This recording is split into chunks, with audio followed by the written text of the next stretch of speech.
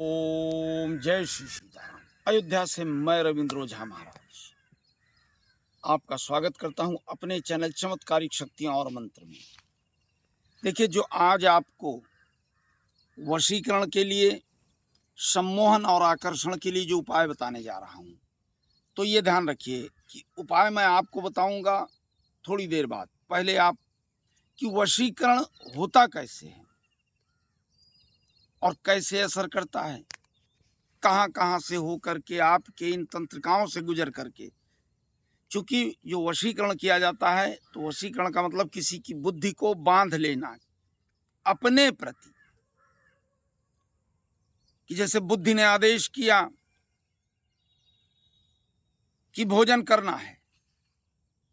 अब भोजन बुद्धि तो करेगी नहीं, वो तो मुख द्वारा इस चीज को कहलाएगी, मन द्वारा प्रकट करेगी। भोजन कौन कराएगा आपको? ये हाथ। तो ये हाथ किसके वश में है? बुद्धि के वश में। तो जो पूरी बात हम आपको बताएंगे उसको आप ध्यान से सुनिएगा। उपाय हम आखिरी में आपको बताएंगे। उपाय, और बड़ा ही अद्भुत उपाय है आपके लिए।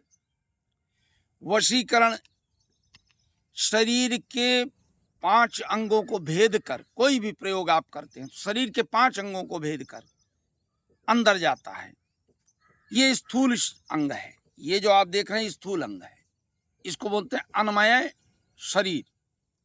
और 5 जो तत्व हैं, रक्त मज्जा वांसा, इन सब चीजों से, 5 चीजों से जुड़ करके बना है।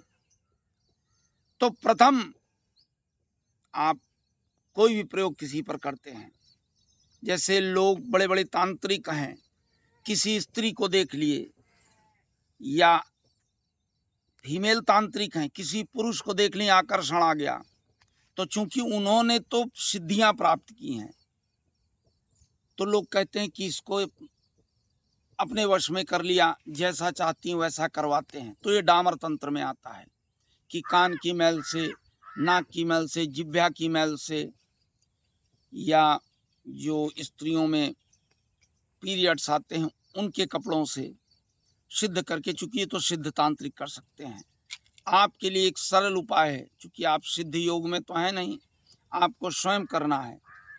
तो ये एक सरल उपाय है कि आपको अपने कार्य को करने के लिए व्यक्ति की बुद्धि को और प्राण को, आत्मा को अपने वश में करना होगा।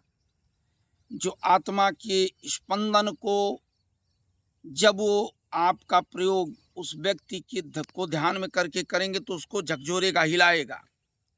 जैसे प्राणवायु, उदान वायु, समान वायु, अपान वायु, इन सब को भेदता हुआ उस व्यक्ति के अंदर जाएगा, और जब आत्मा के पास पहुंचेगा तो सीधा बुद्धि पर प्रयोग करेगा, अटैक करेगा, और उस बुद्धि को आपके पास खींच करके, बांध कर आपके नाम से जोड़ देगा।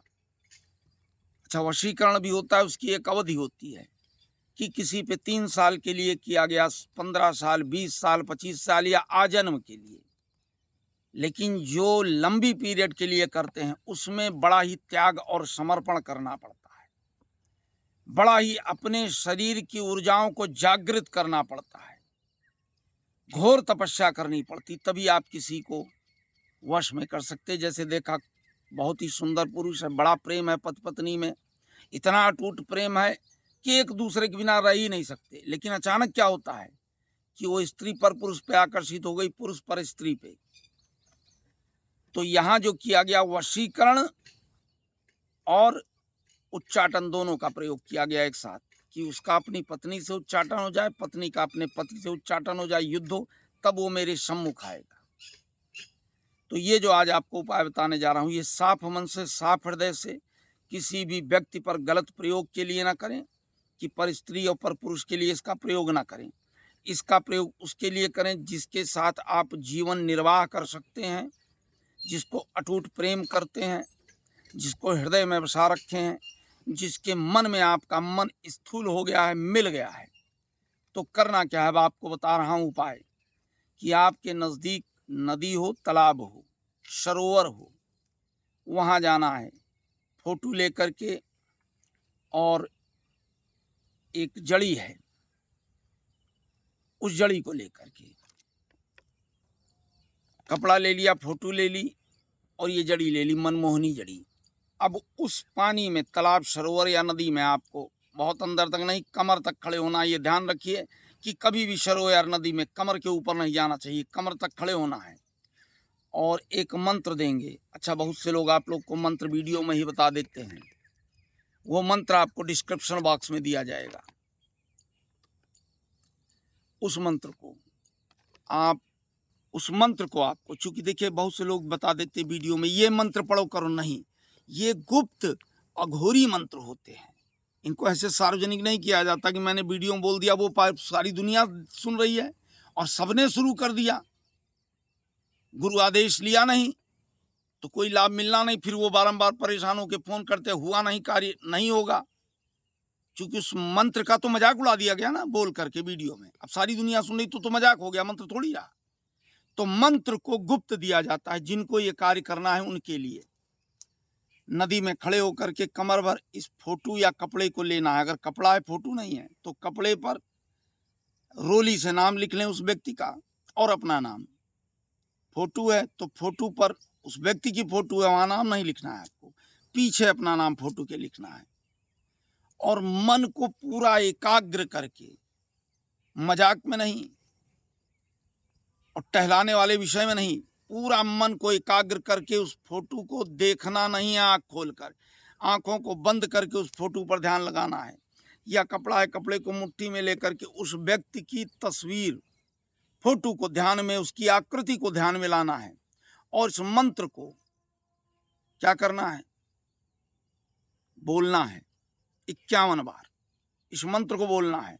और जैसे आखिरी मंत्र हो, ये ध्यान रखिएगा, जैसे मंत्र आखिरी हो, पूरी ताकत के साथ, पूरी तेजी के साथ नदी में, जल के अंदर, सरोवर में डुबकी लगा करके उस फोटो को या कपड़े को उसके अंदर पूर्णतः आप जोर से, जैसे किसी व्यक्ति को पूरी तीव्रता से क्रोध में आके घूंसा मारते हैं, गिर जाए, वो चोट खा जाए, उसी तरीके से पूरी तीव्रता से जल के अंदर डुबकी मार करके, और जैसे घूंसा वैसे ही मिट्टी के अंदर, बालू के अंदर उसको धंसा देना है।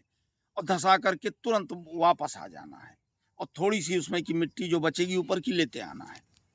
अब उस मिट्टी को अपने पास रखना है। आप देखिए, ये ऐसा अचूक उपाय है कि इसमें आपको लंबा भटकने की आवश्यकता नहीं पड़ेगी। क्षणों में इधर आपने प्रयोग किया, उधर आपके कार्य का असर शुरू हो जाएगा। उस व्यक्ति का मन तीव्रता के साथ, तेजी के साथ आपकी तरफ दौड़ने लगेगा। अब बहुत ही जल्दी वह आपके पास संपर्क में आएगा और आप लोग प्रेम पूर्वक रहेंगे। ये छोटा सा उपाय करें, कहीं से कोई ताबीज गंडा लाने की जरूरत नहीं पड़ेगी, कुछ छिड़कने की जरूरत नहीं पड़ेगी। यही छोटा सा उपाय आप करिए और देखिए कैसे लाभ मिलता है। बस ये ध्यान रखिएगा, वो जड़ी जो है उसके साथ में अंदर धंस जाए बालू में, नहीं तो ऐसा ना हो कि जड़ी ऊपर आ जाए तो लाभ नहीं होगा। वो जड़ी पूरी की पूरी उसके साथ में बालू में धंस जानी चाहिए, सरोवर नदी के अंदर। लाभ लें और कार्य करें, कहीं ना भटकें गंडा ताबीज और भभूत में।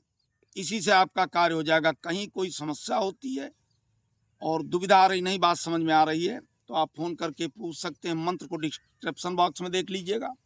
अच्छा, चलते चलते फिर एक बार कहूँगा, जैसा मैं बारंबार कहता हूँ कि लोगों के हित के लिए, लाभ के लिए, कि उनमें भी भटकाव ना हो, लुटे ना कहीं। इसके लिए वीडियो को ज़्यादा से ज़्यादा लाइक, शेयर, सब्सक्राइब करें, जिससे उनका भी कार्य आपकी तरह पूर्ण हो। कहीं कोई दुविधा आ रही हो तो उस दुविधा से मुक्त हो। इसी के साथ मैं रविंद्र ओझा महाराज अयोध्या से आप लोग से विदा लेता हूँ। प्रेम से एक बार बोलिए जय श्री सीताराम। जय।